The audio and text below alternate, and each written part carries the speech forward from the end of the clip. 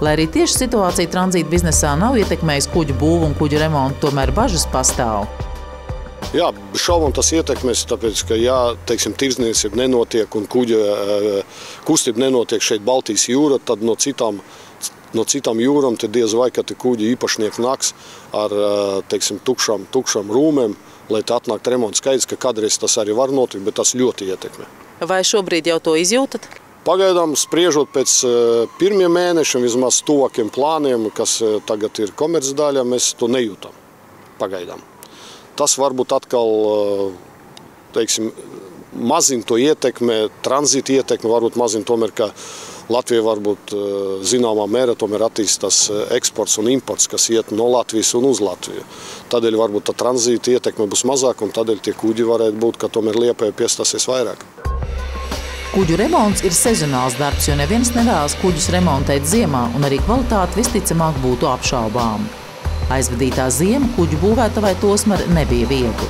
Strādājošos neatlaida, bet iesaistīja palīgi darbos, kam sezonā nav laika. Bet galvenais, kas ļauj pārziemot, ir kārtējais pasūtījums kuģu būvs jomā, jo pavisam drīz uzbūvētos katamarānus varēs nodot pasūtītājam.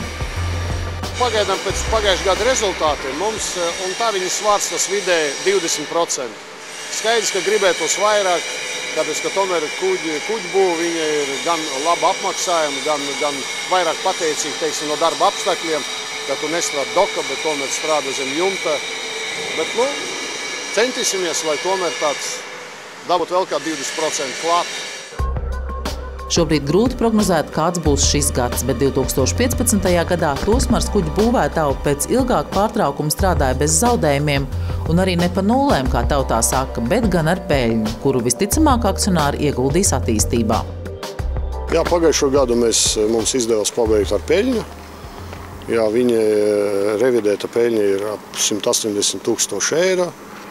Skaidrs, ka ir, kur vēl pie kā censties vairāk, bet tā ir lielākais nopelns, es domāju, šeit arī, kā es jau minēju, ka te ir tomēr cilvēku darbs, tomēr, ja ir cilvēks strādā ar atbildību, lai paveiks savu darbību, un tas ir viens no galvenajiem, teiksim, iemesliem, kāpēc mēs tikam pie tā rezultātā. Tā pasaule ļoti maziņa, un šis tirgus, kā kuģa remonts, viņš arī ļoti maz ir. Un skaidrs, ja mēs būtu strādājuši kaut slikti vai ar sliktu kvalitāti, diez vai, ka mēs atkal būtu saņēmuši kuģus jau šogad. Jautāts, kā nepilnu 2 gadu laikā izdevies tā izmainīt situāciju uzņēmumā, Aleksandrs Vaļums nosaka, ka tie jau ir darbinieki, kas godprātīgi strādā, jo gadu laikā nav saņemta neviena pretenzija vai sūdzība par darbu kvalitāti, līdz ar to ir arī jauni pasūtījumi. Uzņēmumā šobrīd strādā 188 cilvēki, un uzņēmums pakāpeniski piesaista jaunus speciālistus, galvenokārt metinātājus, kas ir zināma problēma.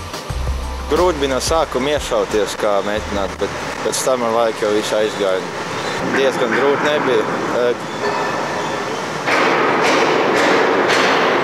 Galvenais jābūt mērķiem. Ja ir mērķis, tad arī visi padosies. Tosmares kuģu būvētava investē arī jaunā aprīkojumā. 2015. gadā tas bija aptuveni 300 000 eiro apmērā. Protams, vajadzību vēl daudz, tie paši doki. Tie no uzbūvēšanas brīža ir vien eksploatēti, tagad jāsāk remontēt. Tosmares kuģu būvētava 2015. gada peļņa naudas izteiksmē ir nedaudz lielāka nekā 187,7 000 eiro.